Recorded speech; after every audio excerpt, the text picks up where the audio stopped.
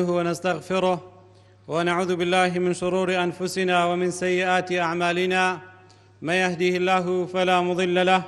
ومن يضلل فلا هادي له، وأشهد أن لا إله إلا الله وحده لا شريك له، وأشهد أن محمدًا عبده ورسوله. يا أيها الذين آمنوا اتقوا الله حق تقاته ولا تموتن إلا وأنتم مسلمون. يا أيها الذين آمنوا اتقوا الله وقولوا قولا سديدا يصلح لكم أعمالكم ويغفر لكم ذنوبكم، ومن يطع الله ورسوله فقد فاز فوزا عظيما.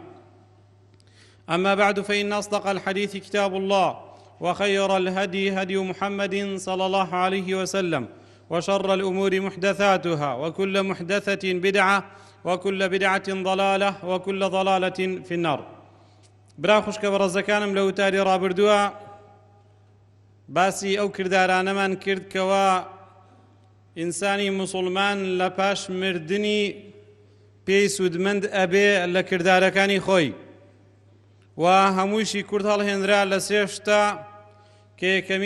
یەکەمینیان بریتی بوو لە زانستێکی بەسوود کە لە دوای خۆی بەجێی بێڵێ خەڵکی پێی سوودمەند ببێ، یان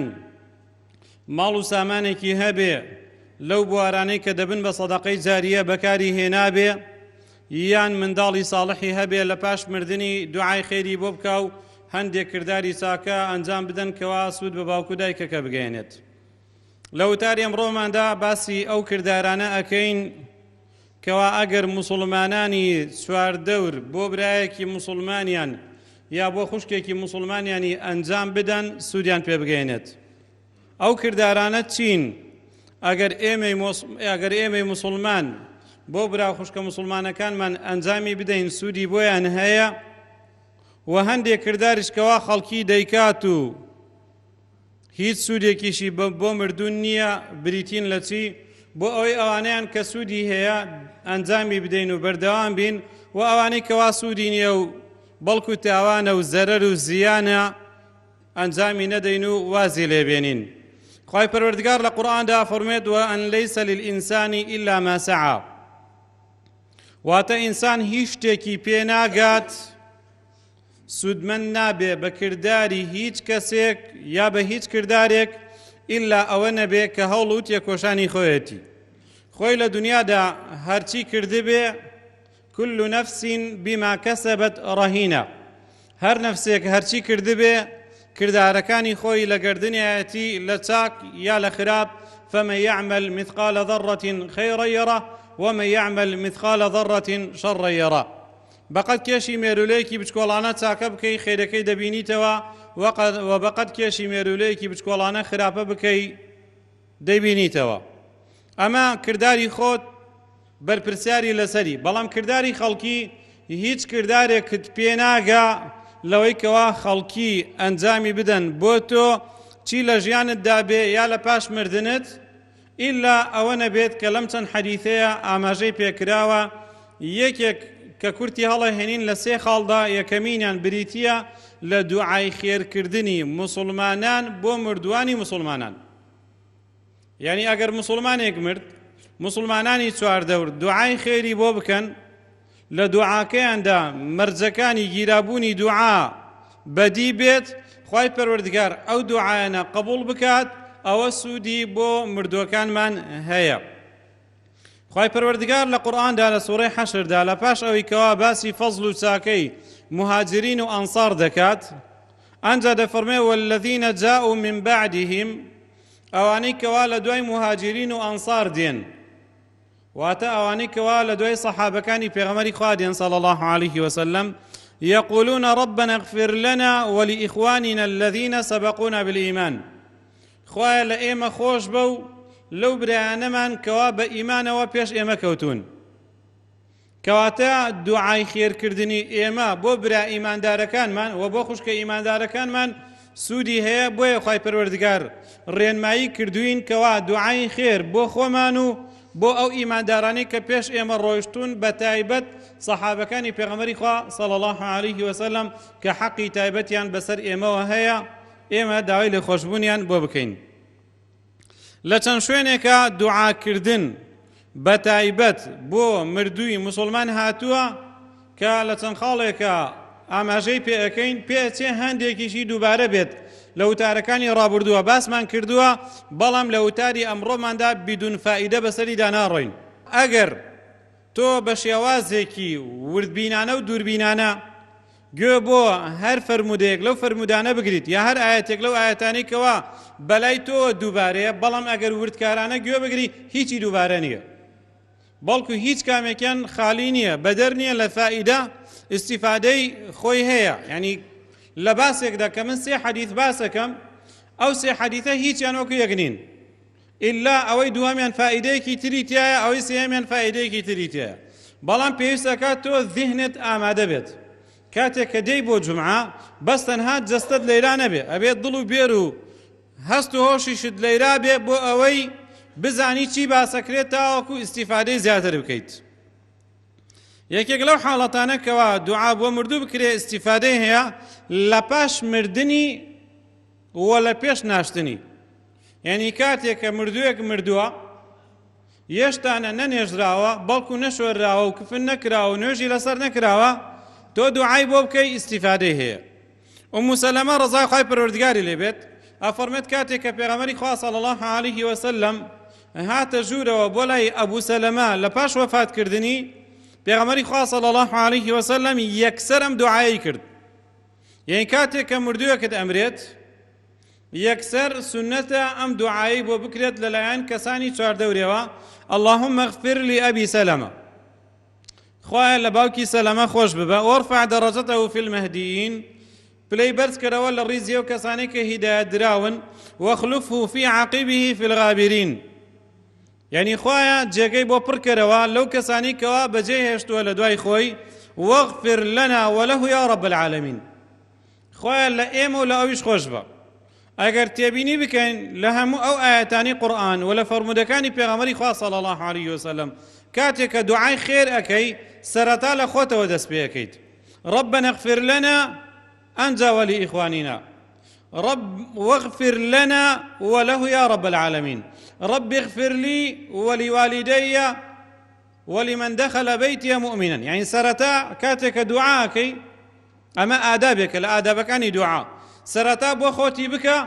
أنت بو أواني تلك أتوي دعاء خيرا بوبكيت واغفر لنا وله يا رب العالمين اللهم افسح له في قبره خويا قبرك بو فراوانك بو لبري قبر تاريكا قبر تنها عفوا ونور له فيه ولبري قبر تاريكا دواك خويا پروردگار قبرك بو روناك. يعني خويا قبرك بو فراوانك وقبرك بو روناك ديار قبر لبري تنه تاريكا سنة وايا ايمي مسلمان دعاء بكين هر کەسێکی ساکە کار بێ وەخوای پەروەردگار دوعای مسلمانانی بۆ گیرا بکە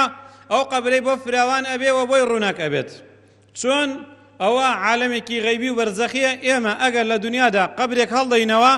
هەست ناکەین ئەم قەبرە فراوان بوو بێ یا ڕووناک بوو بێ یا چوو بێ بە یەکە یا تاریک بوو بێ بۆ لەبەرەوە ژیانێکی تایبەتە و هیچ پەیوەندیەکی بە ژیانی دنیاوە نییە. عالەمێکە پێوترێ عالەمی بەرزەخ واتە حاجزێکە لە نێوان حیاتی دنیا و حیاتی ئاخیرە بەدەرە لە ژیانی دنیا و جیاوازە لە ژیانی قیامەتیش ئێمە هەستی پێ ناکەین. بەڵام وەکو مسلمان باوەڕمان پێ هەیە کە ئەو حاڵەتانەی کەوا لە پاش مردن دێ بەسەر مردووە وەکو خۆی چۆن باس کراوە لە ئاەتەکانی قورئان یا لە فەرمودە صەحیحەکانی پێغەمبەردا صلی الله علیه وسلم ئێمە باوەڕمان پێ هەیە لەبەر ئەوەی وەحیە وەحیش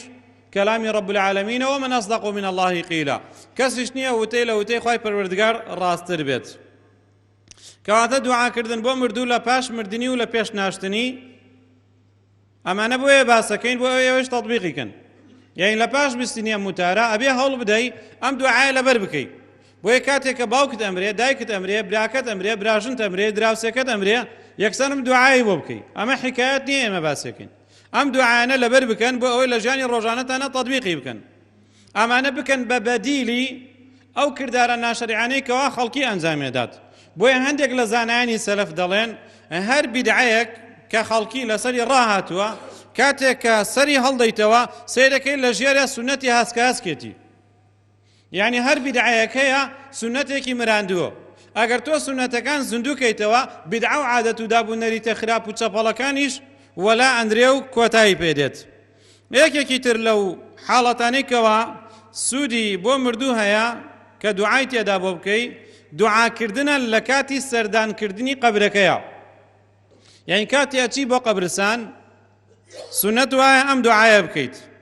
پێغەمبەری خوا صلی الله عليه وسلم لە حەدیثی بورەیدەدا فەرمێت كان رسول الله صلى الله عليه وسلم يعلمهم إذا خرجوا إلى المقابر أن يقولوا. پێغەمبەری خوا صلی الله عليه وسلم سەحابەکانی فێر کردووە ئەگەر بڕۆن بۆ سەر قەبرستان چی بڵێن؟ نەیوتووە ئەگەر ڕۆیشتن بۆ سەر قەبرستان بڵێن رحم الله لمن عاد سورة الفاتحة، ئەمەی پێ نەوتون. یا نەیوتووە مسەجەلێ لەگەڵ خۆتانە ببن لەوێنێ قورئان لێ بدەن، یا قورئانێ بگرە دەستەوە قورئان بخوێنە، یا کابرایەکی چەپەڵی قورئان خوێن بە پارە کە پارە دەرەکا بە قورئان بیتێرە بای 5,000 قورئان بۆ بخوێنێ. شتیوانەیە لە ئیسلامە. ئەگەر ڕۆیشتن بۆ سەر قەبران پێغەمبەری خوا صلی الله عليه وسلم سەحابەکانی فێر کردووە، ئەمە فێرکردنیشە بۆ ئێمە کە خۆمان بە شوێنکەوتەی پێغەمبەر ئەزانین صلى الله عليه وسلم بڵێن چی؟ السلام عليكم أهل الديار من المؤمنين والمسلمين. يعني سلامي خواتان لسر بێ ئەی خەڵکی ئەم گۆڕستانە لە مسلمانان و لە ئیمانداران. سلام لە مسلمان و لە ئیماندار ئەکرێت، سلام لە کافر ناکرێت. يعني حتى ئەگەر ڕۆیشتی بۆ قەبرستان گومانی ئەوەت هەبوو یا دڵنیا بووی لەوەی کەوا ئەم قەبرستانە کافریتیان نێژراوە، ناڵێ سەلامی خواتان لێبێ ئەی خەڵکی ئەم قەبرستانە بەگشتی، بەڵکو ئەڵێی سەلامی خواتان لێبێ ئەی خەڵکی ئەم قەبرستانە لە مسلمانان و لە ئیمانداران. وبالمناسبة جائز نییە کافر لە قەبرستانی مسلماناندا بنێژرێت، بەڵکو کافرەکان ئەبێ قەبرستانی جیا و تایبەتی خۆیانیان هەبێ و مسلمانانیش قەبرستانی تایبەتی خۆیانیان هەبێت. و هەروەها دایکە عایشە ڕەزای خوای گەورەی لێبێت ئەفەرمێت کاتێکان کە ویستم سەردانی قەبری براکەم بکەم وتم ئەی پێغەمبەری خوا صلی الله عليه وسلم کە ڕۆیشتم بەسەر قەبران چی بڵێم؟ پێغەمبەری خوا صلی الله عليه وسلم دوعای فێر کردو، شتی تری فێر نەکردو. سەلامی خواتان لێبێ ئەی خەڵکی ئەم قەبرستانە لە مسلمانان و لە ئیمانداران و لە مسلمانان، وإنا إن شاء الله بكم لاحقون. وإيمش بويستي خوا أجين بأيوة، يعني إيمش أمرين. أما فائدەیەکی تایە کاتێک کە تۆ ئەچی بۆ سەر قەبران مردنت بیرەکەوێتەوە. بۆیە پێغەمبەری خوا صلی الله عليه وسلم فەرمێت زوروا القبور،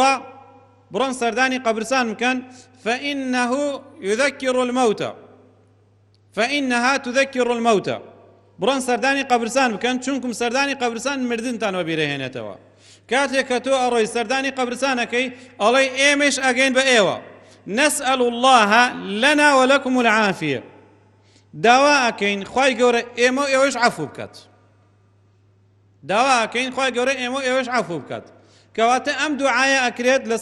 لە کاتی ڕۆیشتن بۆ سەر قەبران. ئەم دوعایی کە تۆ ئەیکەی ئیستیفادەی بۆ مردووی مسلمانان هەیە کە داواکەی خوای گەورە سەلامەتی دابارێنێتە سەریان و خوای پەروەردگار عەفویان بکات. یەکێکی تر لەو شوێنانەی کەوا دوعای تیا ئەکرێ بۆ مردوو نوێژ لەسەرکردنێتی. لە نوێژی جەنازەیە تۆ کە نوێژی لەسەرەکەی دوعای بۆ ئەکەی. بەیت القەسید لە نوێژی جەنازەیە ئەو دوعایە کەوا بۆ مردۆکە ئەکرێت و بۆ تێک ڕای مسلمانان ئەکرێت لە زیندوەکان و لە مردۆکان. خوای پەروەردگار ڕێزی لە ئادەمیزاد ناوە بە جیاواز لە گیانلەبەرانی تر بە دوو شتدا ژیاندا و لە پاش مردن. لە ژیاندا بەوەی کەوا خوا عەقڵی پێداون،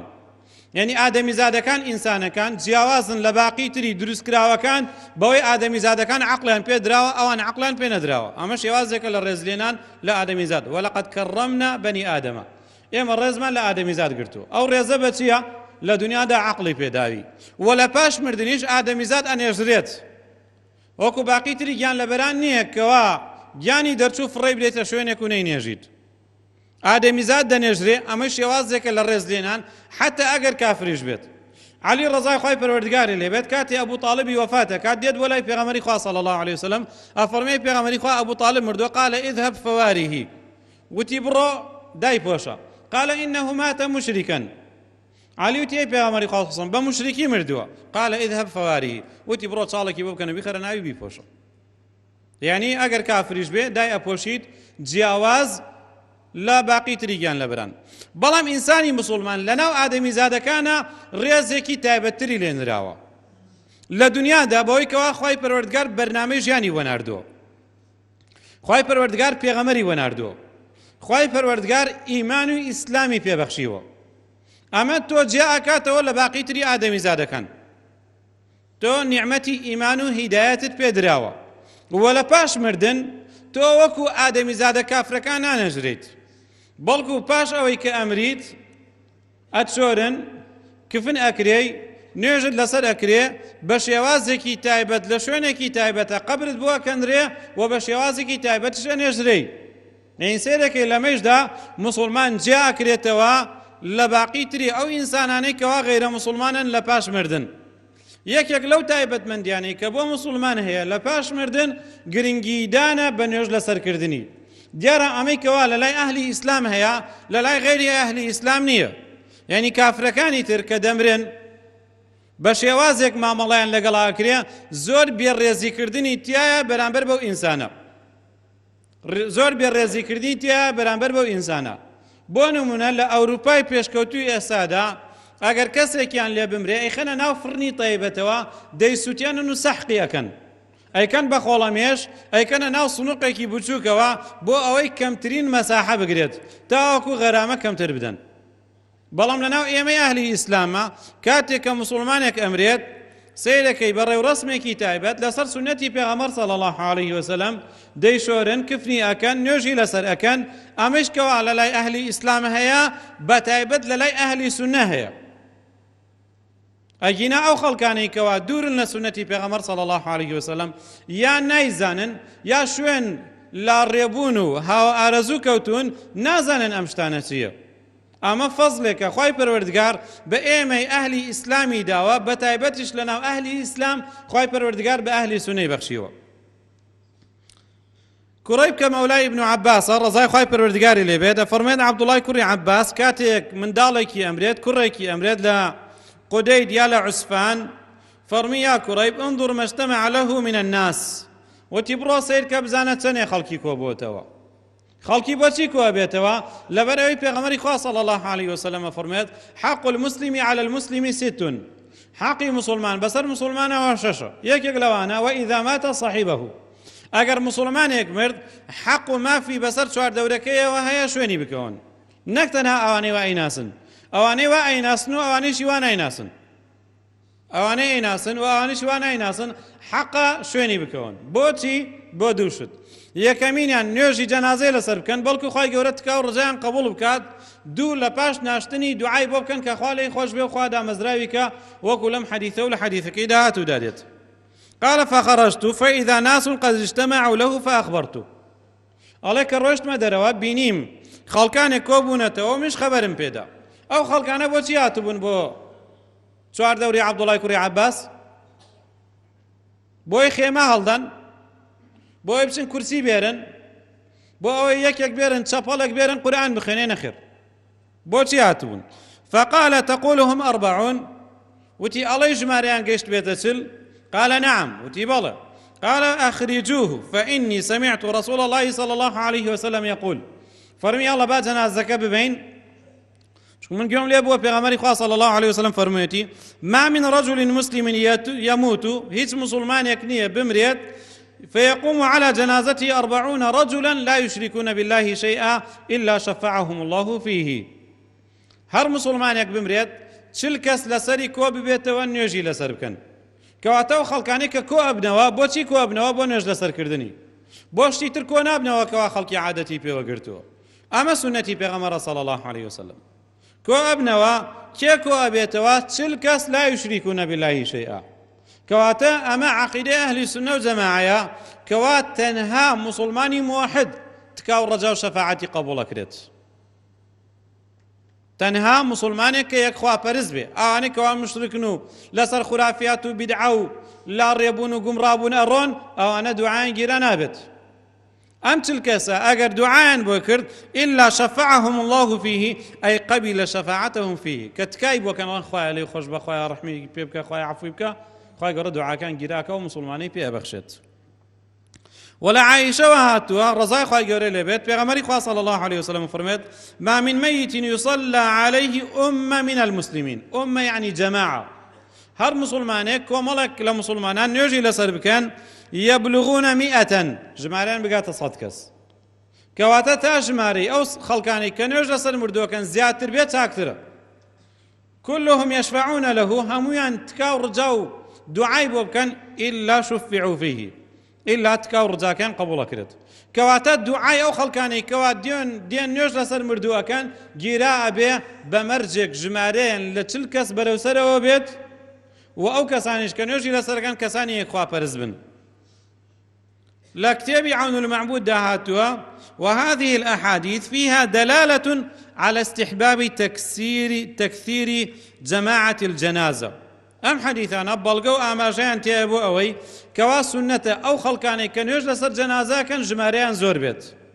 ويطلب بلوغهم إلى هذا العدد الذي يكون من موجبات الفوز واخواسترا والجماريان بقاتا أو آستي كوا باسكراو كاتشل برو سروا بو اوي سركوتنك بدز بيت سركوتنك لكويا دعايان گيرا ببي وخاي پروردگار او مردو عفو كات وقد قيد ذلك بأمرين أميش بند كراوة بدوشت الأول أن يكون شافعين فيه أي مخلصين له الدعاء سائلين له المغفرة أبيت كاو رجاي بوبكن وداوي لخوشبوني بوبكن بدلكي باكوا دوهمين أن يكونوا مسلمين ليس فيهم من يشرك بالله شيئا أو خلقاني كوا دعاكي بوكن مسلمان بن شريك بخوا قرار ندن يعني مرجي كان بربضل دعاي بوكن مرجي دوام أو كساني ودعاء كان أبيك خلقاني كي مسلماني كوا برز بنو شريك بخوا قرار ندن أو دعاي كوا لسر مردو أكريت كحق ويا هموتان لبري كان بلام كم ترخميك لمسلمانان لبري ناكن أو في كل ما لقى فرمت بيغمري خوا صلى الله عليه وسلم نيجي لسر جنازة كرد لبريم كرد كوا بيغمري خوا صلى الله عليه وسلم أم دعاني بو أكرد اللهم اغفر له خوا لي خوش بو يعني دعاء مسلمان كواته استفادة بو مردي مسلمان هي دعاء بوك أجر خوش تبي ريزي لي أجري أتوي سودي بيبغاني بي أم دعاء بوك أم دعاء لبركة مرة بتعزيب نيم ساعات 2 ساعات روج 2 روج 3 روج خود ازعاج بيتو كسكري مردوش ازعاج بي وخود بكته كيو خلقيش بكيه كوينا او مكه بي ام دعاء لبركه ام دعاء لبركه بلا اللهم اغفر له خالي خوش وارحمه ورحمي بك وعافه واعف عنه واكرم نزله خوايا ميوان داريكي باشي بك يعني ما بيت ميواني تو خوايا بباشي ريزي لي بقرا ووسع مدخله خوايا قبرك يبو فرامانك واغسله بالماء والثلج والبرد وبيشور بقى وببفر بترزا يعني طاو جوان باكي كدوا ونقه من الخطايا كما ينقى الثوب الأبيض من الدنس باكو خاويني كروا لها لو تاوانا كاني وكو چون جليكي سبي كلكو بلاي بيو بي لباش وردني باك بيتو أم مسلمان أوها طاو باك كدوا أنزا فرمي وأبدله دارا خيرا من داري خواهي مالكي ببقرو بمالكي باشتر لمي دنيا وأهلا خيرا من أهلي بكسانك بشعر دورك لوي كلا دنيا ده هي باشتر وزوجا خيرا من زوجه خيزانك يا ميردكي بو بقروا بلوي خوي باشتر كوالا دنيا ده لقل ياشياوا وأدخله الجنة وبخير بهشتوا وأعيذه من عذاب القبر وعذاب النار خويا بناي بدأ لعذاب قبر ولعذاب دوزخ أما جيت يا كتود أو دعانا بو مردوب كي استفادة بأو هي وهروها ئاماژەیشی تیا کە خۆتیش ئەبێ ئاگات لە خۆت بێ ئەبێ کارێک بکەی کە خوا لێت خۆش بێ خوا ڕەحمەت پێ بکە خوا عەفوت بکە ئەبێ کارێک بکەی خوا بەهۆیەوە لە تاوان پاکت کاتەوە پێی بچیتە بەهەشتەوە ئەبێ کردارەکانت بە شێوازێک بێ کە لە عەذابی قەبر و لە عەذابی دۆزەخ بتپارێزێت ئەم سەحابی ئەڵێت عەوفی کوڕی مالک حتى تمنيت أن أكون أنا ذلك الميت تمنامە کردەوە مردووە من بۆیم دعاك هندا برواتايا حق وايا همو كسي لبريكا هروها أبو هريرة فرميت بيغمري خواه صلى الله عليه وسلم يقول في الصلاة على الجنازة لنوجي جنازة دا يفرمو اللهم اغفر لحينا وميتنا سيد أم ديني إيمك ديني الرحمة ديني لبردهية خواه لزندوكان من ولا مردوكان من خوشبه وشاهدنا وغائبنا أويك إساهاتو بنوجي أو جنازة أويشي كناهاتو وصغيرنا وكبيرنا لبتشوك قورا من خوشبا وذكرنا وأنثانا لن يرينا ولم يينمن يعني لبيا ولا جنمن اللهم من أحييته منا فأحيي على الإسلام خوای هەر کەس لە ئێمە ئەژێنی لەسەر ئیسلامەتی بیژێنە ومن تەوەفەیتەوە منا فتەوەفەو عەلە الئیمان هەر کەسێکیش لە ئێمە ئەمرێنی بە ئیمانەوە بیمرێنە بۆ وا ئەفەرمێت بۆ ئەفەرمێ ئەو کەسەی ئەژێنی بە موسڵمانەتی بیژێنە بەڵام ئەو کەسەی ئەمرێنی بە ئیماندارێتی بیمرێنە ئەو کەسێک کە ئەژی ئەبێ موسڵمانانە ئیش بکات ئیسلام یعنی ملکەتی دەربڕین بەخوا یعنی بەردەوام لەسەر شایەتمانێنان لەسەر نوێشکردن بە ڕێکوپێکی زەکاتدان ڕۆژوگرتن و حەجکردنی ماڵی خوا بە پێی توانە ئەڵێ لەسەر ئامە بیژێنە چونکو مسلمان ئەتوانێت ئیش بکات بەڵام مردوو ناتوانێت ئیش بکات بۆیە ئەو کەسێک کە ئەمرێت ئەڵێ خوایە بە ئیمانەوە بیمرێنە چونکم لە پاش مردن ئیتر ناتوانێت شایەتمان بێنێت ئیلا مەگەر کەسێک بە ئیمانەوە مردبێت و کە بە ئیمانەوە گەڕایەوە ئیتر ناتوانێت عەمەل بکات ئەتوانێت عەقیدە دەربڕێت کاتێک کە پرسیارەکەی لێ یەکەن کێ خواتە کێ پێغەمبەرتە دینی تۆ چی بووە لەبەرەوەی بە ئیمانەوە مردووە جوابی پێدرێتەوە بەڵام ئایا لە قەبر ئەتوانێت نوێژ بکات نەخێر کەواتە ئەو بەرماڵەی کەوا لەگەڵ کفنایی خەنە ناو قەبرەکەیەوە ئەوە زیادەیە چونکە موسڵمان مرد ئیتر ئیسلامەتی نامێنێت ئیماندارەتی هەیە یعنی لەوێنە عەمەل نامێنێت لەناو قەبرا نوێژ ناکات کەواتە ئەو بەرماڵەی کەوا لەگەڵی ئەینێرن ئەوە بیدعەیە ئەوە زیادەیە نابێ بکرێت اللهم لا تحرمنا أجرا خويا لأجري آمادبوني أم جنازة محروما مكة ولا تضلنا بعده خويا لدواء أمش قمراما مكة أبي وريابيت أقل لخود بي دواء أو قمران بيت وهروها خالي دوهم داوي لي خوشبوني من دالكاني وصدقي بوبكن وحجي بوبكن ومن دالكاني قرآن خوين من وكوله وتالي رابر دو باسمان كرد أمشتانا ئەگەر منداڵ بۆ باوکو دایکی بکات لە پاش مردن داوا بکەن خوا لە دایک و باوکیان خۆش بێت و سەدەقەی بۆ بکەن و حەجی بۆ بکەن و منداڵەکان قورئان خوێن بن ئەمانەی سوودی بۆ مردووەکە هەیە یەک شتی تر کەوا سوودی بۆ مردوو هەیە لە پاش مردن ئەویش بریتیە لەوەی کەوا قەرزی بۆ ببژێرن ئەگەر قەرزار بوو جابر كري عبد الله رضاي خاي پروردگاری لێ بێ دەفەرمێت مات رجل فغسلناه وكفناه وحنطناه پیاوێک مرد شۆردمان وكفنمان کرد وبۆن خۆشیمان کرد ووضعناه لرسول الله صلى الله عليه وسلم حيث توضع الجنائز عند مقام جبريل عليه السلام جنازەکەمان برد لە موسەلا لەو شوێنی کەوا جەنازە دائەندرێت دیارە لە سەردەمی پێغەمبەری خوا صلی الله عليه وسلم نوێژی جەنازە لە مزگەوتا نەکراوە بەڵکو لە دەرەوە لەو شوێنی کە نوێژی جەژن نەکرێت لە موسەلا لەوێنە نوێژی جەنازە کراوە لەوێنە داماننا لەو شوێنی کەوا پێغەمبەری خوا صلی الله عليه وسلم جبريل هات بۆ لای پێ ئێگەیشت ثم آذنا رسول الله صلى الله عليه وسلم بصلاة عليه أنجا بيغمري خواه من أقدار كدو بيت نجي لسرك فجاء معنا خطا سنهنقاوك بيغمري خواه لقل ما نهاد ثم قال لعل على صاحبكم دينا لعل على صاحبكم دينا تلواني أمر دو قرزار بي توبلي أمر دو قرزار نبيت قالوا نعم ديناران تين بلاي بيغمري خواه دو دينار قرزارة قرزارة كان باوريابن أيوا قرزارة أيوا چه قرزكات قرزكا بو قنفة وبو پرده وبو مديالات وبو ديكورات بو سعري موديل تازو بو خانوكي تعميراتكاتو لا قرز بترس قالوا نعم ديناران دو دينار قرزار فتخلف بيغمري خوار روشت دوا نهات قال صلوا على صاحبكم وتي من يوجي لسرناكم ايه وبرن يوجي لسركن فقال له رجل منا يقال له أبو قتادة يا رسول الله هما علي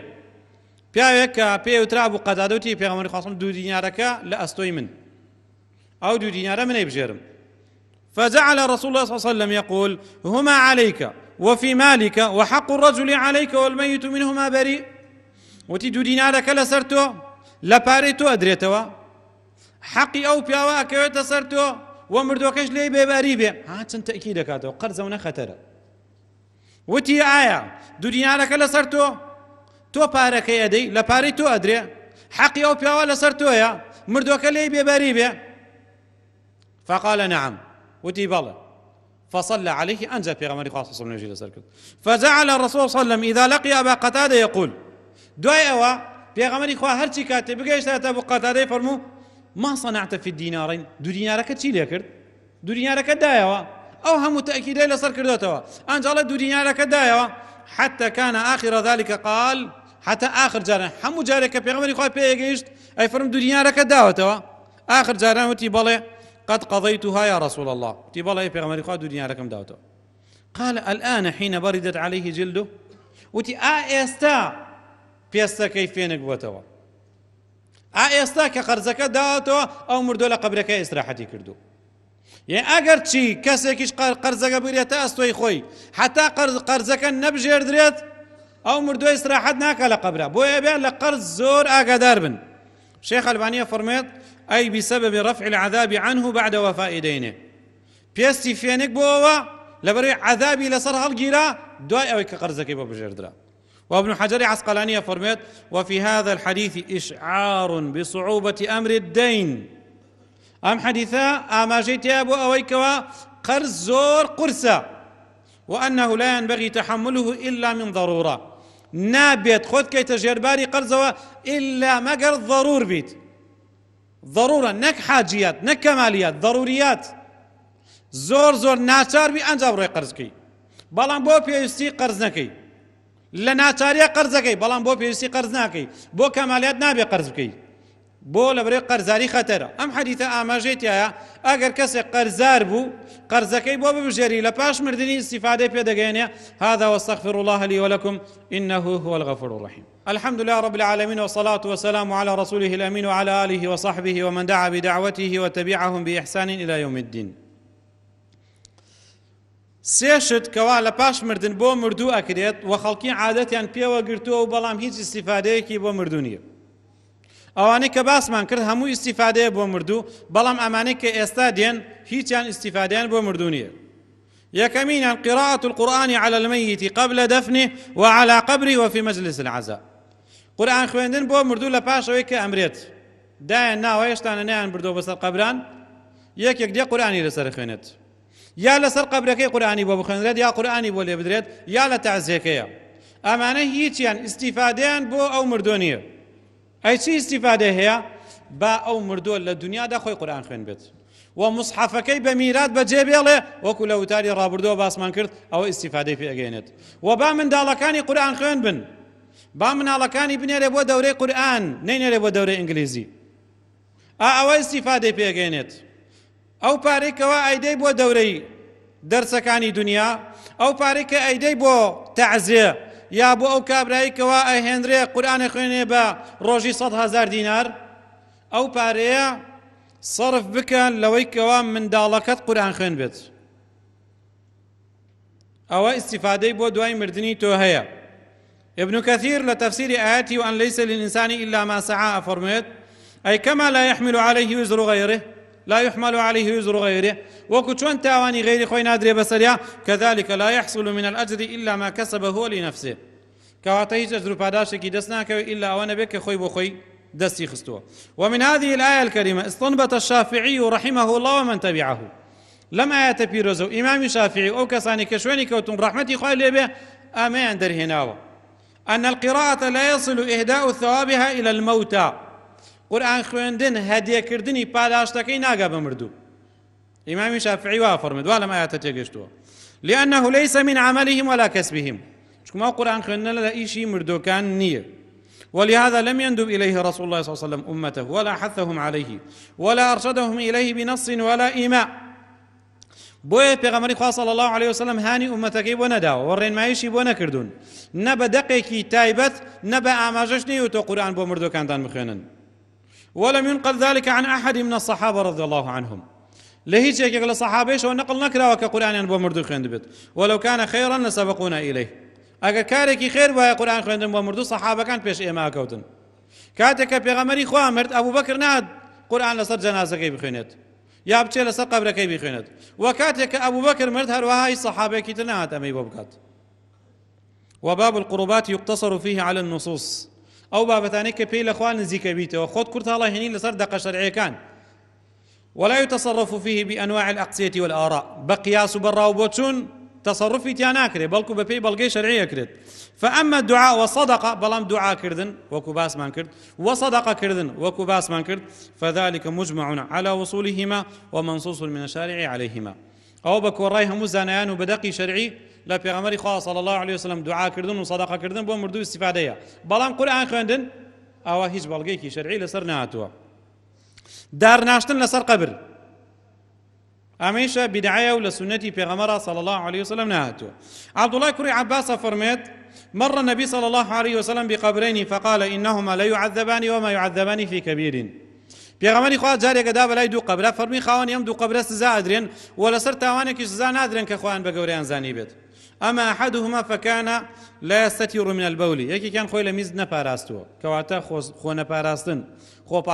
ڕانەگرتن لە میز ئەبێت تەمای عەذابی قەبر. وأما الآخر فكان يمشي بالنميمة،